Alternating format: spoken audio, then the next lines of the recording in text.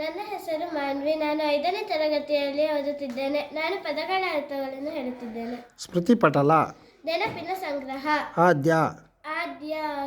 ಮೊದಲ ಕರ್ತವ್ಯ. ಕಲಿ. ವೀರ. ಮುಂಚೂಣಿ. ಮೊದಲನೇ ಸಾಲಿನ.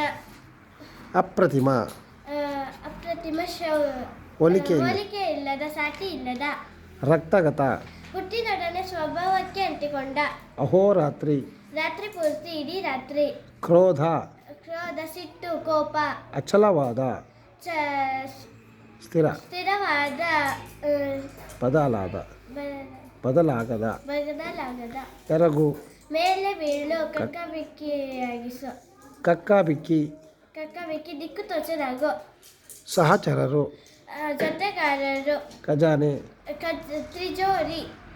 ಸಿಂಹ ಸ್ವಪ್ನ.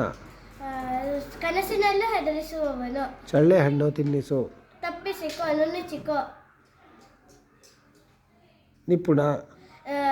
ಪ್ರವೀಣ. ನುರಿತ. ವಧಾಸ್ಥಾನ. ಕೊಲ್ಲುವ ಸ್ಥಳ. ಗುಡ್. ಸಂಗೊಳ್ಳಿ ರಾಯಣ್ಣ ಯಾವಾಗ ಎಲ್ಲಿ ಜನಿಸಿದನು? ಸಂಗೊಳ್ಳಿ ರಾಯಣ್ಣ ಕಿತ್ತೂರಿನ ಸಂಗೊಳ್ಳಿ ಎಂಬ ಪುಟ್ಟ ಹಳ್ಳಿಯಲ್ಲಿ ಜನಿಸಿದನು. ಸಂಗೊಳ್ಳಿ ರಾಯಣ್ಣ ತಂದೆ ತಾಯಿಗಳು ಯಾರು? ಸಂಗೊಳ್ಳಿ ರಾಯಣ್ಣನ ತಂದೆ ಹೆಸರು ಬನಮಪ್ಪ, ತಾಯಿ ಕೆಂಚವ್ವ. ಗುಡ್. ತುಂಬ ಚೆನ್ನಾಗಿ ಕಲ್ತಿದ್ಯಾ. Keep it up.